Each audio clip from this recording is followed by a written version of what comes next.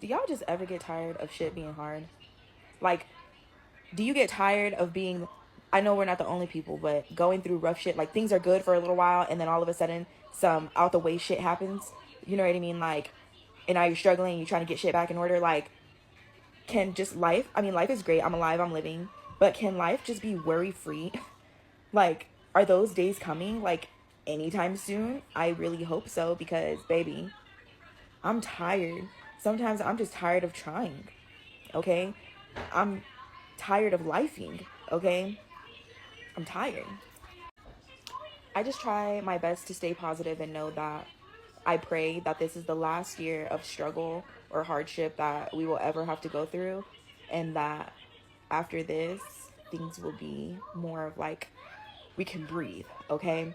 Because, baby, I want to take trips. Baby, I want to, be able to spoil my kids endlessly. I want to be able to do all of those things. But I guess good things come with patience. Is that what they say, or whatever? But yeah. Hello everyone, this is Emmanuel Cook. We will be reacting to a new video today, so make sure you guys like, comment, and subscribe down below, and let's get into the video.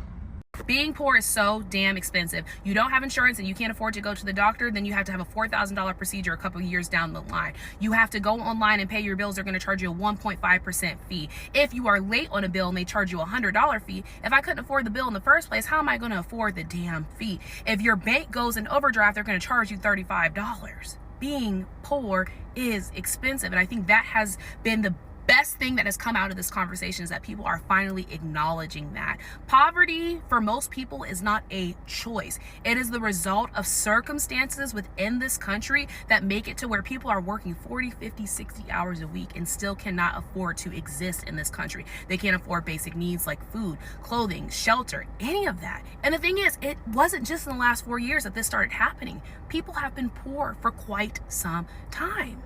And that is absolutely ridiculous. Your car breaks down, you can't get your car fixed, so then you can't make it to work, and it's just too much. A better world is possible. Poverty took away so much from me. I was thinking this whole past week, how growing up poor didn't allow me to fully develop my own identity, my own persona, or figure out who I am and what I want and what I need and what I like. And the reason that I say this was because growing up, I could not be girly. Like, I don't want to say I wasn't allowed to be feminine, but growing up in a first generation low income immigrant household and being the middle child, I was parentified a lot. I had to do a lot of like my own emotional work and labor. I had older siblings, younger siblings. It was really hard.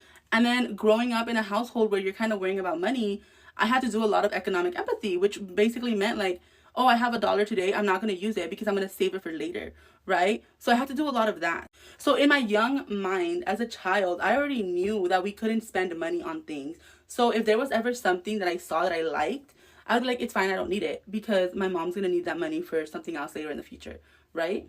But now that I'm older, I can definitely afford more things like getting my nails done or makeup or like hair products or accessories. And yeah. And it sucks because when I was in high school, I always wanted to be that girl. I always wanted to be that girl who got her hair done, who got her makeup done, who had like nails done, who like just looked so feminine and beautiful and had nice clothing, right? I always wanted to be that girl. But I could never be that girl. And a part of me always tried to convince myself that like I didn't need to be that girl. That I'm okay with who I am. That I'm okay being tomboyish. That I'm okay just like dressing casual. But no, like I secretly deep down wanted to be that girl. Like just recently this year, I figured out how much masculine energy I have. And I'm so fucking independent too. Like I hate when people do things for me. I hate it. I hate when someone says, hey, let me carry this for you. Let me do this. Let me do this. No, I could do it. I got it. Like, no.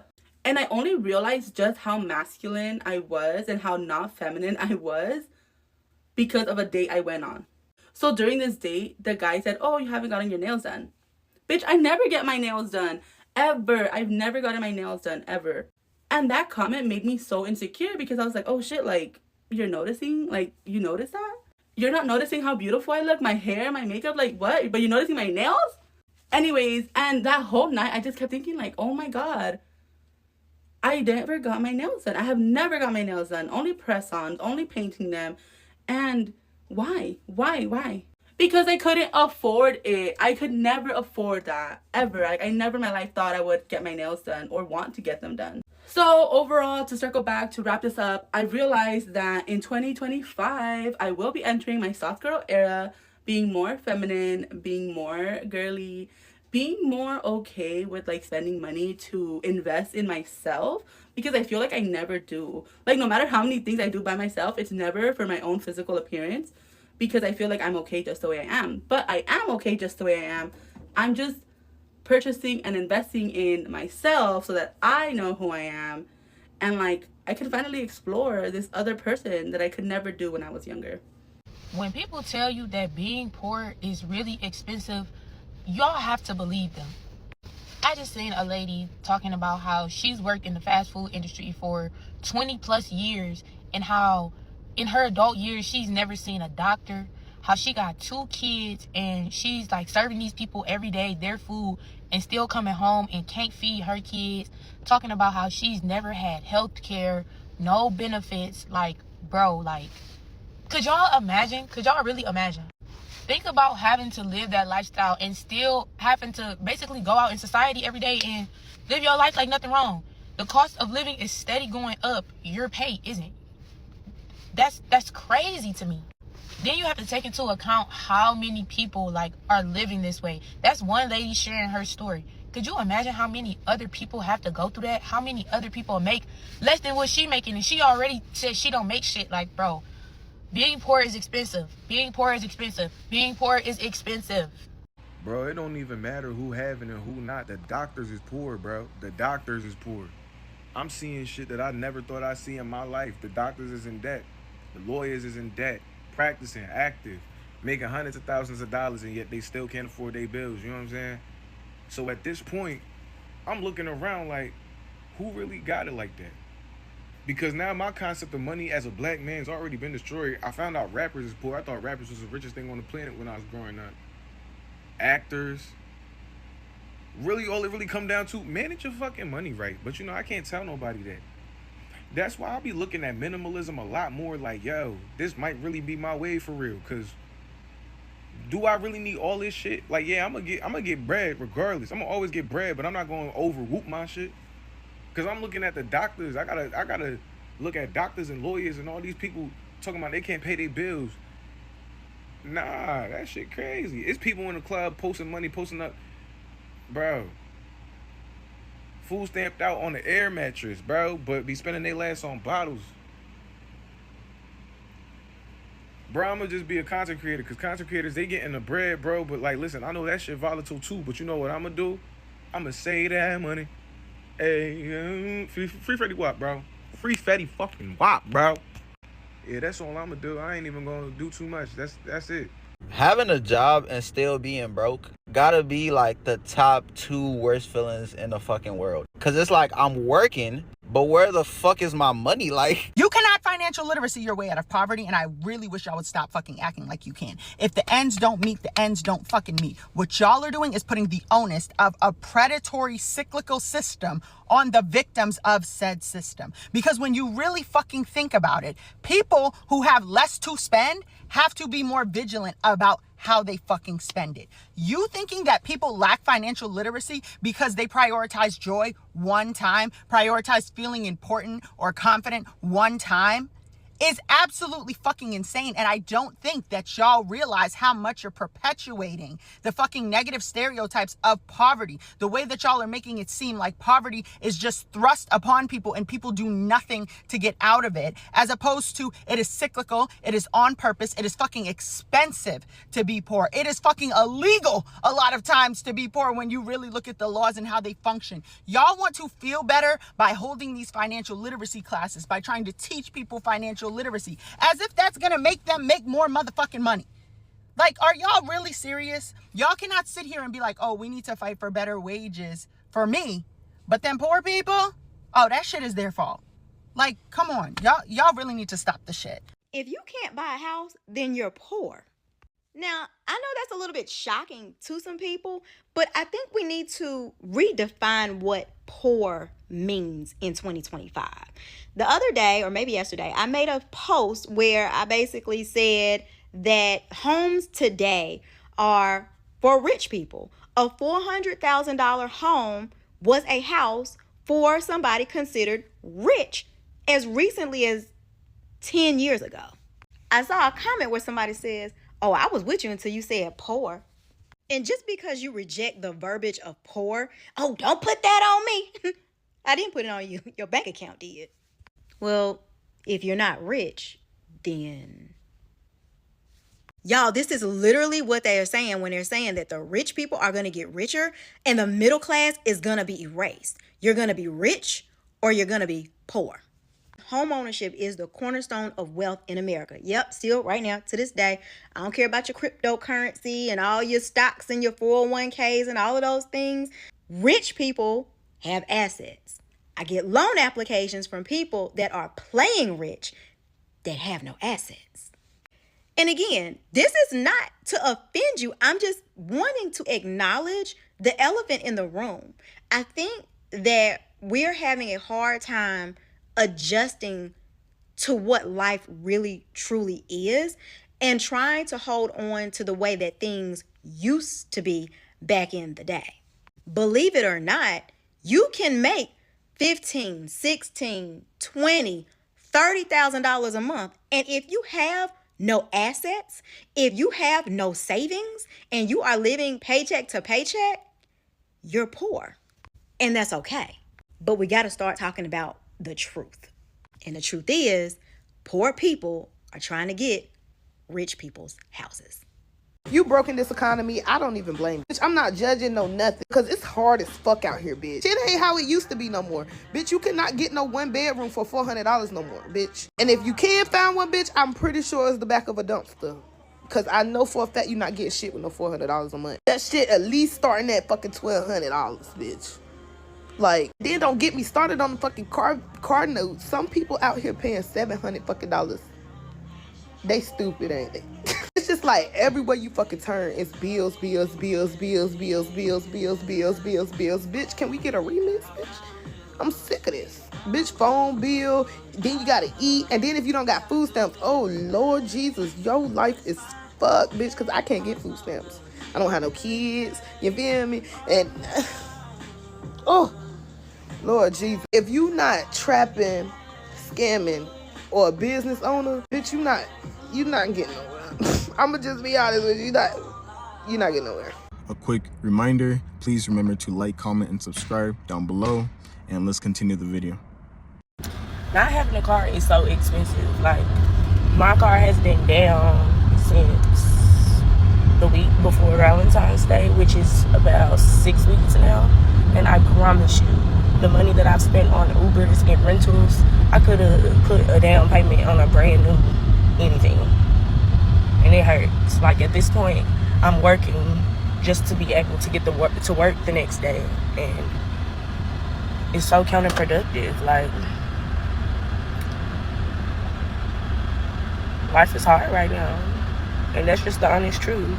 It is very expensive to be poor. In the last video, I gave the example of clothing and how buying cheap clothing is going to last you that long, so you end up going through a lot of clothing. This is also true in banking. A lot of poor people do not have access to bank accounts or have bank accounts at all, so they end up going to like check cashing businesses, which then charges you a fee and takes money out of your paycheck. When it comes to foods, a lot of poor people do not have access to groceries or places with healthy options. They end up spending their money on fast food or convenience places, which essentially costs more. Also, depending on your zip code, you may be charged even higher prices for things like gas and utilities. So a small apartment in a impoverished neighborhood is going to pay more utilities compared to a large house in a wealthy neighborhood. And the scam of all of this is that the only way to really get out of poverty is to make more money, which if you're working 2 jobs, then when do you actually have time to get out of poverty and find somewhere else where you can make money? People are always looking for a short-term solution because, again, they're short on time. Unfortunately, short-term solutions are just that. They are short-term and they typically do not work out in the long term. But on my page, I share a lot of resources, free resources, to try to get you out of that rat race, but over a long period of time. Resources like books, audibles, YouTube channels, podcasts, things you can do while you're driving or going to work or whatever. So follow to see more. The thing about living in poverty is you're not even starting at zero. You're actually starting at let's say negative 2,000. And then let's say on top of that, you have children, then you're down to negative 3,000. And let's say on top of that, you get sick, you're down to negative 4,000. Or maybe you're uneducated, you're down to negative 5,000. So you work super hard. You're just scratching and crawling your way up to the top, and you're just doing everything that you can. And then you finally get to zero. You're still poor. So in your mind, you did all of that work to get yourself from negative 3,000. You played the game. You worked hard. You were a nice person. You got along with everyone. You did everything you're supposed to do to get yourself from negative 3,000 to zero. But you're still poor. And the problem with that is, because you did all of that work and you feel like you should be at a different level, in actuality, you're not. And that reality has not hit a lot of people. A lot of people think because they work so hard and they do what they're supposed to do, that they're actually in a different social class. They're actually in a different economic class, when in reality, they're not. A lot of people do not think of themselves as poor. And because they don't think of themselves as poor, they don't vote like a poor person. As for me and my family, we started off at at least negative 2,000. About negative 2,000. And then now we're probably chilling around 500 to 1,500. So, but I mean, over the years, we have put in a lot of work and made a lot of improvements as well. So, but yeah, we started from definitely negative. Definitely negative. Earlier today, I saw a TikTok of this creator talking about the notion of it's expensive to be poor. I'll tag her down below. But this concept is so interesting to me, and something as a sociology major that we talk about all the time. Basically, this whole concept is the idea that when you're low income, you do things to save money that in the end oftentimes cost you more. An example of this is you might not get insurance because you don't want to have to pay for monthly insurance, but then if you get sick or someone breaks a bone, that's going to be way more expensive. But what I think is so interesting about this concept, apart from those two things, is when we're talking about this idea of it's expensive to be poor in terms of tax. Last semester, I took a class called Sociology of Money and Housing. And one of the ideas that we talked about is how every single type of tax in America, besides income tax, is regressive. Regressive tax means that the more you make, the less you pay. Let's say, for example, me and you are buying a car. We are buying the exact same car. I make $10,000 a month. You make $1,000 a month. Let's say, for simplicity, the sales tax on that car is $100 on top of, however much we pay for the car.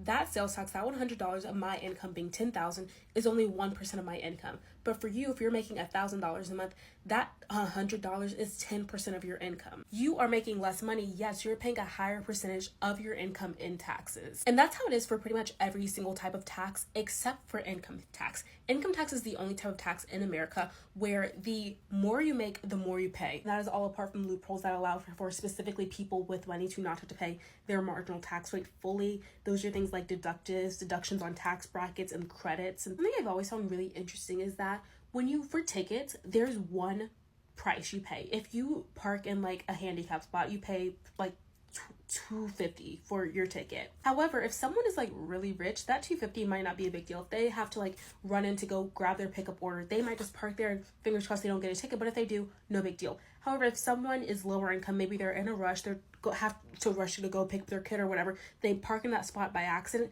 they come out, they get a ticket, they see it's $250. That could be groceries for the next 2 weeks. And so I've always had this idea. I've told my mom this literally back when I was 8. I was I don't understand why tickets are a flat fee. I think it should be a percentage of your income, because like I said, a $250 ticket to one person is nothing. A $250 ticket to someone else, that's groceries for the next 2 weeks, even a month. But yeah, it is very expensive to be poor. And I think it's so interesting to think all the ways that this concept applies. So leave some in the comments, because I think it's really interesting and really powerful and all of that.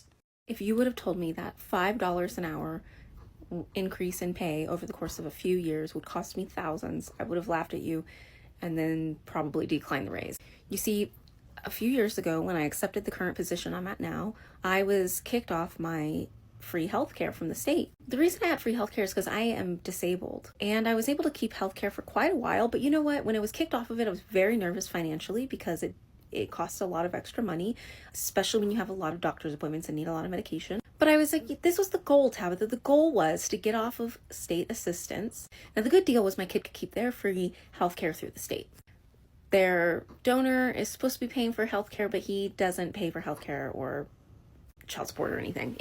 Anyway, so it's always fallen on me. So fast forward, again, I got a couple of $1 an hour raise. Eventually I lost my healthcare. I was working, I'm still working for the same company. And then February comes around. In February, they tell us what our raises are going to be. And it was 75 cents. So March, I start getting my 75 cents extra an hour than I was making the previous year. And we are still in March. And I got a letter today telling me that my child no longer qualifies for state health insurance. So I call my work and I say, hey, what's the cost for my kid to be on my health insurance now? And keep in mind, 75 cents an hour is what, like $100 and something, a month. Well, now the premium is $200 a month extra, plus it doubles my max out of pocket. And now my kid, because state health insurance, you have no, co-pays or anything. And now we have co-pays. We're going to have medication. My kid does take medication every month. Not only has inflation, as we know, been crazy since COVID started, but overall, I'm making $5 something more an hour than I was. And in turn, I went from zero healthcare costs to thousands. The reason that this is important is because, like I said, I'm a single parent. I don't live crazy above my means. I don't have high debt to income. My life is we go on vacation once a year, but we don't live crazy. We don't live a fancy lifestyle, if you want, bougie lifestyle or whatever. If I would have known that a 75-cent raise was going to change things that drastically, I would have found a way to decline the raise. And I don't know how, if that's even possible at the company. I don't know how that works, but I would have found a way to do that. And my employer doesn't understand, of course. I mean, maybe they do, but I don't know if they understand this story. Overall, I've made $5 more an hour and it's costing me thousands. And I remember this same story when I was in extreme poverty on 100% assistance. I would make 50 cents more an hour, like suddenly I'm a shift supervisor or something, and I would lose so much money in in food stamps or something. And at the time, that was a matter of I'm eating or not eating. Do I feel like it's everybody's responsibility to pay my way? No. In fact, I work full-time. I also own a business. My child works and also helps pay for their own costs, such as car insurance and stuff. So I don't think that we owe or that we are owed anything, but I do think that there either needs to be more education out there in terms of, if you take the 75-cent raise, it's going to cost you more than you were making, because I'm making less now than I was 5 years ago, when you take into consideration, one, the cost of living, and also medical. And I've gone on this rant for almost 4 minutes because I think it's so important for you to understand that we're not out here just taking advantage of the system. We're out here actively, many of us are trying to just live by working hard, taking care of our health, raising great kids who are hard workers and independent. And yet it feels like sometimes you just can't get ahead ever, no matter what you do. It's so sad. And it's just going to get worse. I need more therapy now than I ever have. And I can't even afford it. It's crazy. The only way to do this is a 2-person household. And that's just not an option. Because I'm single, not super ready to mingle. And a third job, that's a lot. So get a better job. Yeah, get a better job for what? At this point, why? I don't know what to do now. I don't know what to do. I was going to go back to school while continuing to work full-time and continuing to be a full-time parent and continuing to run a business, but I don't think I can mentally do all of it. So something that I feel that really needs to be discussed is the criminalization of poverty in America. So here's a little backstory as to why I'm making this video. So there's a plaza in my neighborhood, and behind that plaza, there is like a bunch of dumpsters in the back. Now, something that I've observed over the past several months is that they've been building like this barbed wire fence around those dumpsters, and I guess the reason why they're doing that is to like prevent people from dumpster diving, because people used to be dumpster diving around there. Something else that I noticed is that they also have that typical no trespassing, violators will be prosecuted sign up over there as well. And I really do think that's crazy, because in like much more sensible parts of the world, like stores are required to donate their like expired food to like shelters and food pantries, but Over here in the United States, we're building barbed wire fences to prevent people from going in them. And I feel like it's so sad, like how much this country hates poor people and homeless people, to the fact that they don't even want people to have access to things that they've thrown out in a damn dumpster. And of course, the reason why poverty is criminalized the way that it is basically because of the fact that poverty is viewed as some sort of moral failing. I know that this is super random, but I go about my day and then I notice things that bother my spirit, and then I have to speak about it. Yeah. I know you're not going to like this and you probably don't want to hear it, but as somebody who grew up actually in poverty, I don't want to hear anybody who hasn't grown up in poverty say anything about my tax dollars do this, and well, my mother's sister's brother's cousin has a friend of a friend of a friend of a friend who has 6 kids and they get $800 worth of food stamps and they're cheating the system. Oh, boo. I hate that. I actually hate that so much because, first off, the government has been cheating people out of everything that they got since America has started. You know what I'm saying? Especially black people and people of color. So I don't want to hear nothing about it. You know what I'm saying? The whole welfare system, all of that was actually set up to mess up the black family anyway. I'm not even about to get into that too much, right?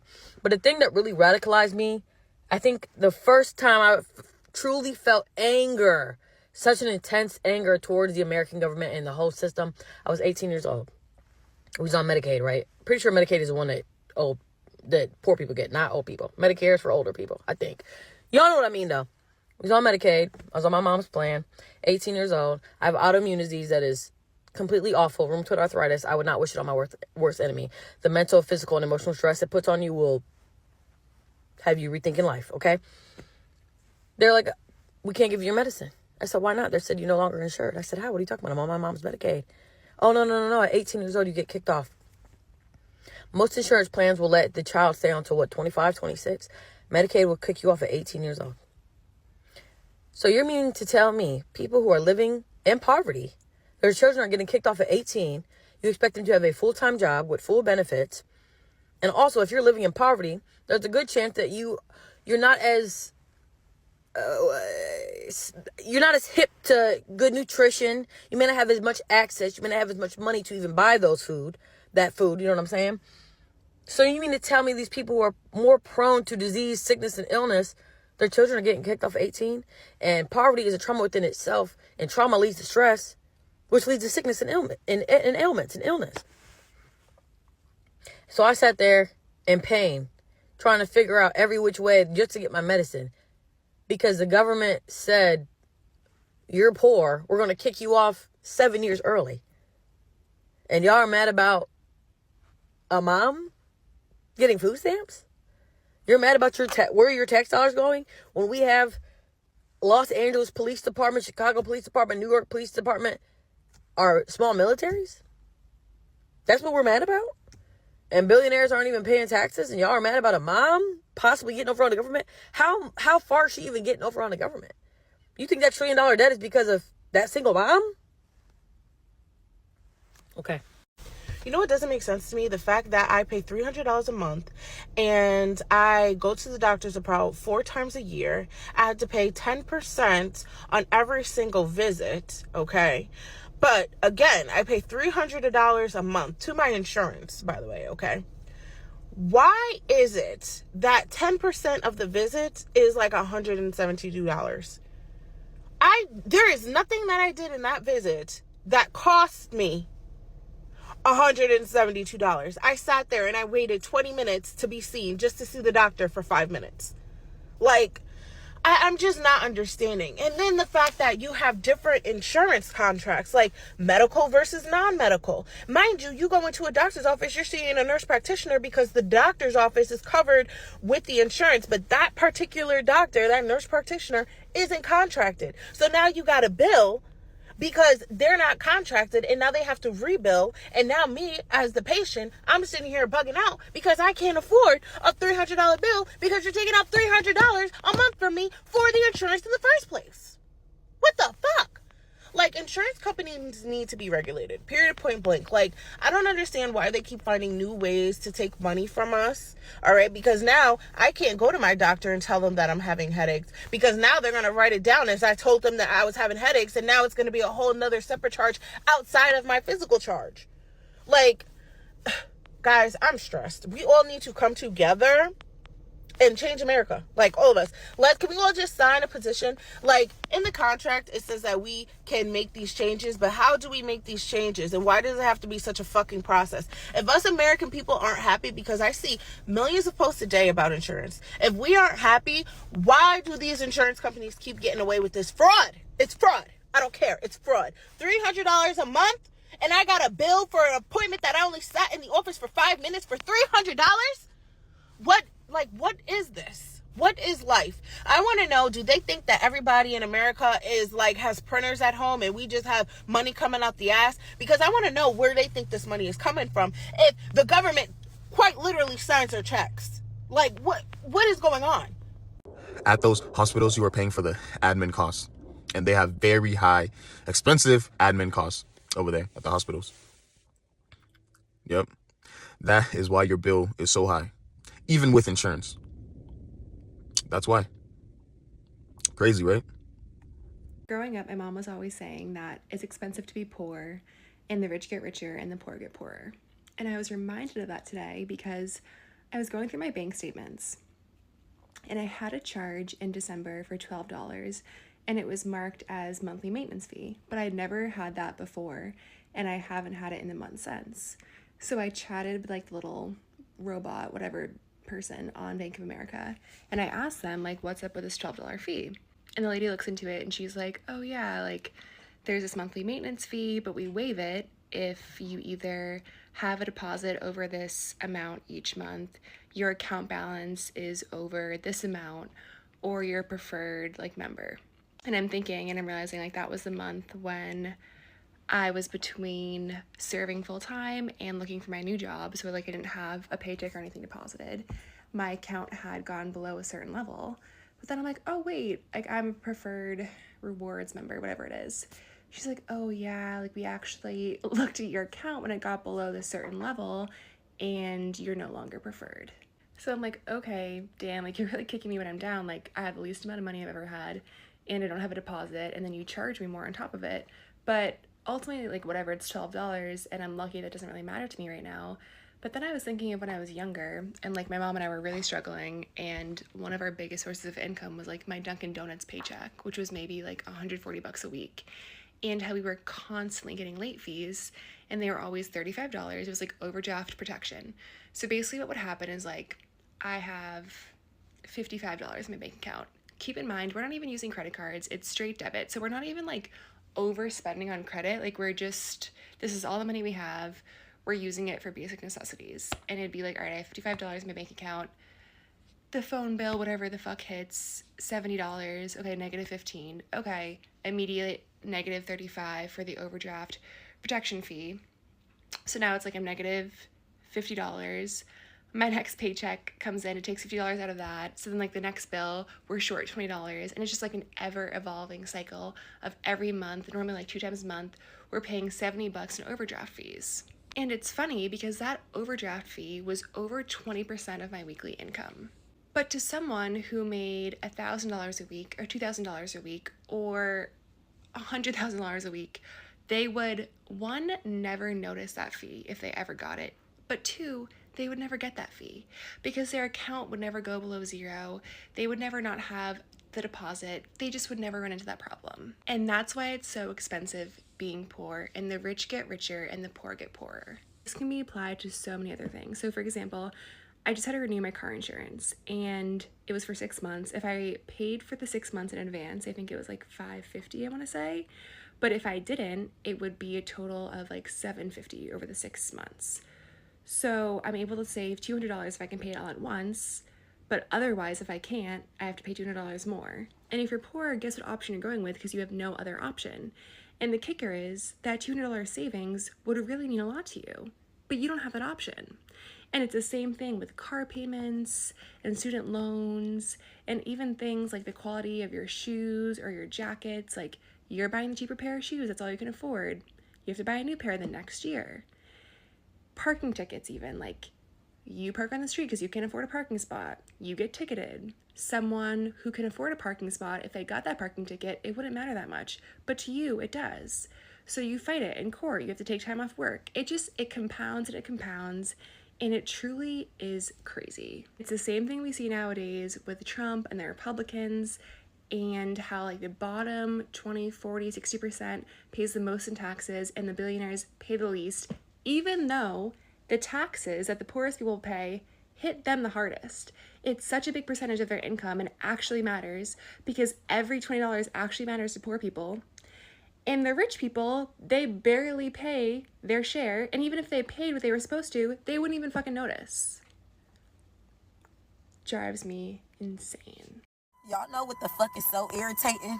Struggling. I'm fucking tired of fucking struggling.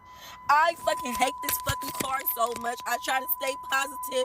I try to be always positive, but every time I turn around, something always happening. The fucking key is stuck in this ugly ass, old ass car ignition.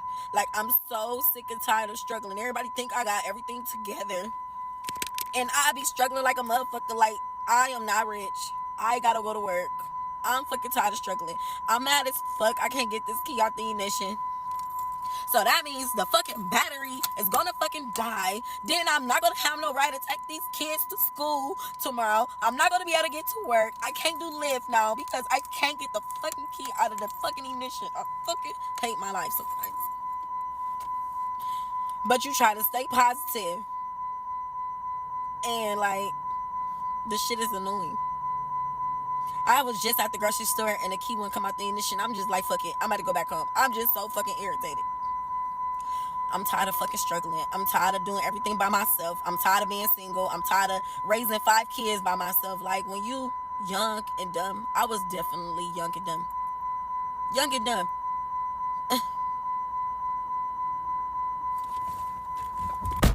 Stupid ass car. Like, I really can't get the fucking key off the ignition. I can start the car, turn it off, and the fucking key is still stuck. I want to break this bitch. Like, I hate this car. And then it's so bad. Like, y'all sell cars. Y'all want us to pay a car note on old ass cars that fucking break down. And then, you know how many cars I went through last year because I had to get a used motherfucking car because I didn't have a cosigner? Like, I went through so many motherfucking cars. Like, my life is very, very hard, and motherfuckers think it's just all so gravy, but I'm blessed. But like, every time I feel like I'm doing on the right path, I always gotta go through this shit every fucking time. Every time I get on my feet, something happens with this fucking car. Oh my god, I'm sick of this shit. I'm sick of struggling. I cannot wait till I can get me a brand new car off the car lot again. Like, I'm tired of having these old cars that break fucking down in Ohio. I'm sick of this shit, man. I don't fucking feel like...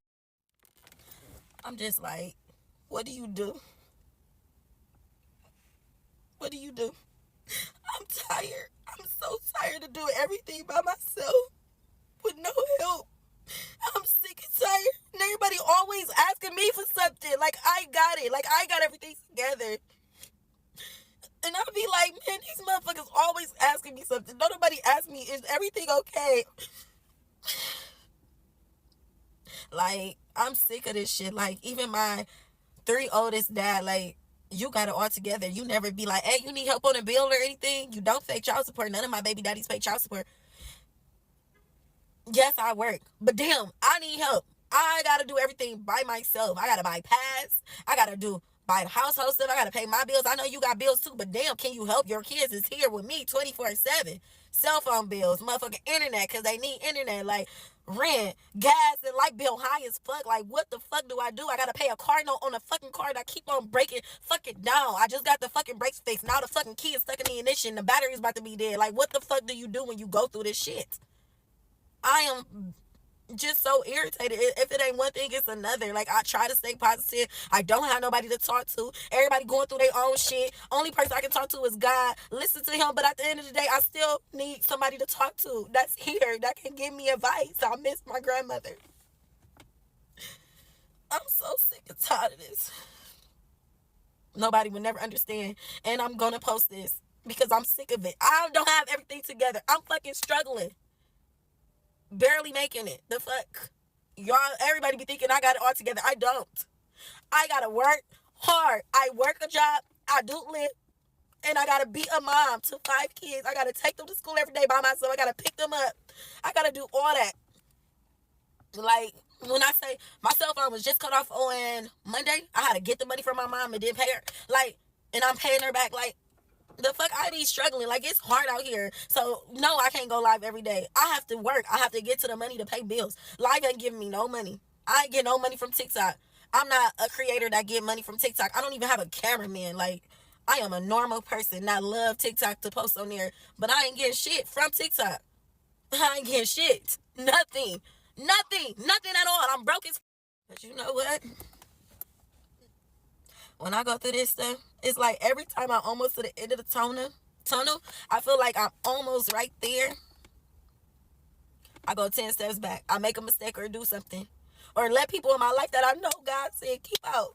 As soon as I let people in my life that I know should have stayed go, my life go into shambles. Why do I keep doing it? I don't know. Trying to be nice, trying to be there for people, trying to listen to them. But I know for a fact that be the enemy sending these motherfuckers back over here. And now when I get back like this, where everybody at? Nowhere to be found. Nowhere to be found. I'm doing this by myself. My kids see me crying, and I be like, go ahead, trying to be strong for them. I'm just fucking tired. I don't even want to do shit. I don't want to do nothing. Like, I'm literally having a mental breakdown.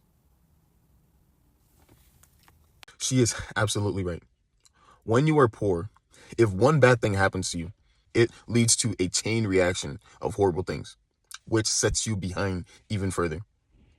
I too have experienced this. This is so true. Just one bad thing, and it sets you back. Sometimes for years to recover, just because one thing happened. Honestly, that just really sucks. I appreciate you guys watching the video today. Please make sure to like, comment, and subscribe down below, and I'll see you guys in the next video.